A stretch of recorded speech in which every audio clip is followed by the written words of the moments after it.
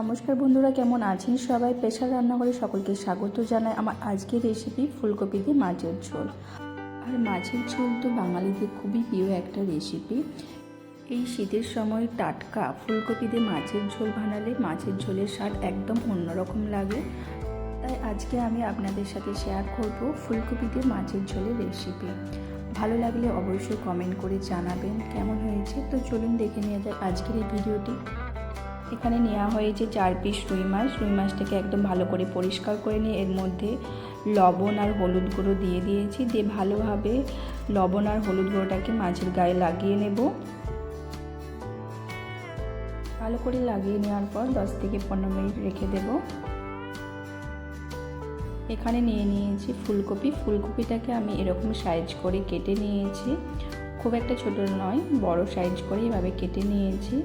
আর নিয়েছি দুটো মাঝারি সাইজের আলুটাকে এরকম সাইজ করে কেটে নিয়েছি। কড়াইয়ের মধ্যে জল গরম করতে দিয়ে ফুলকপিগুলোকে এর মধ্যে দিয়ে ফুলকপিটাকে হালকা একটু ভাপিয়ে নেব।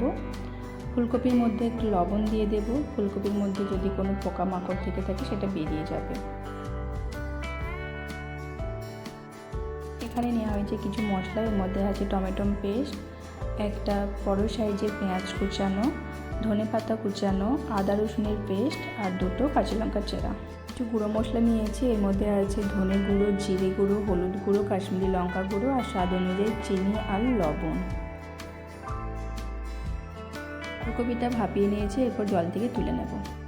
তারপর কড়াইয়ের মধ্যে পরিমাণ মতন সর্ষের তেল দিয়ে তেলটাকে ভালো করে গরম করে নিয়ে এর মধ্যে দিয়ে দেব কেটে রাখা আলুর টুকরোগুলো। আলুর মধ্যে দিয়ে দেব অল্প পরিমাণ হলুদ গুঁড়ো আর স্বাদ অনুযায়ী লবণ। দিয়ে ভালোভাবে আলুর টুকরোর সাথে মিশিয়ে আলুটাকে হালকা লাল করে ভেজে নেব। আলুটা ভাজা হয়ে গেছে, তুলে রাখবো।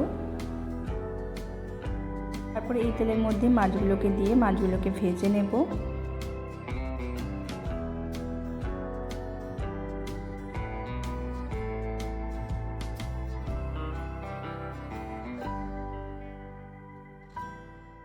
এক সাইড ভাজা হয়ে গেছে, উল্টো আরেক সাইড ভেজে নেব। মাছগুলোকে দু সাইডে ভালো করে ভেজে নিয়েছি, তুলে রাখবো।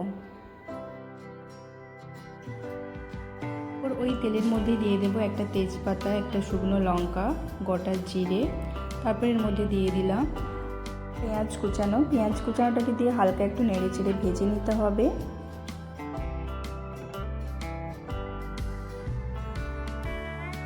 দিয়ে দেব টমেটোর পেস্ট। টমেটোর পেস্টটাকে আবার হালকা একটু ভেজে নিতে হবে। আর এরপরে দিয়ে দিতে হবে আদা রসুনের পেস্ট আর দুটো কাঁচা লঙ্কার চেরা। দিয়ে হালকা করে ভেজে নিয়ে তারপর এর মধ্যে গুঁড়ো মশলাগুলোকে দিয়ে হালকা একটু নেড়ে চেড়ে নিয়েছি। আর দিয়ে দেব অল্প পরিমাণ জল। জলটাকে দিয়ে ভালোভাবে মশলাটাকে কষিয়ে নিতে হবে।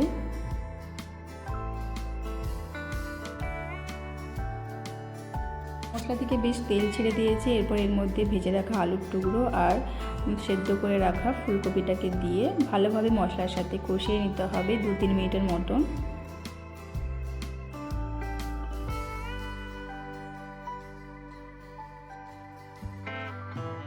এতে ভালোভাবে কষিয়ে নেওয়ার পর দিয়ে দেব পরিমাণ মতন জল। পরিমাণ মতন জল দেওয়ার পরে জলটার সাথে ভালোভাবে নেড়ে চেড়ে মিশিয়ে নিতে হবে।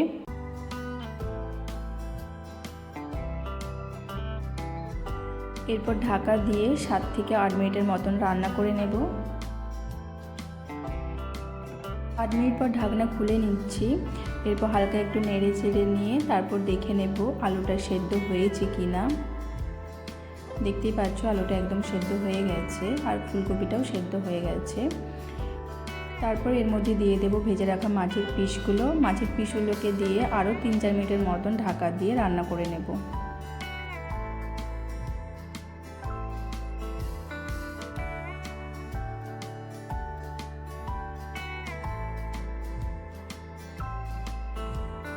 মাছটাকে দেওয়ার পর 3-4 মিনিট ধরে একটু ঝোলের সাথে ফুটিয়ে নিয়েছিলাম। লাস্টে দিয়ে দেব ধনেপাতা কুচানো। গরম গরম ফুলকপি দিয়ে মাছের ঝোল একদম রেডি হয়ে গেছে। গরম ভাতের সাথে খেতে খুবই ভালো লাগবে। অবশ্যই একবার বাড়িতে বানিয়ে দেখবেন এবং কেমন হয়েছে কমেন্ট করে জানাবেন।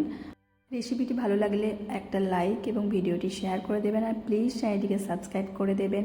ভালো থাকবেন, ধন্যবাদ।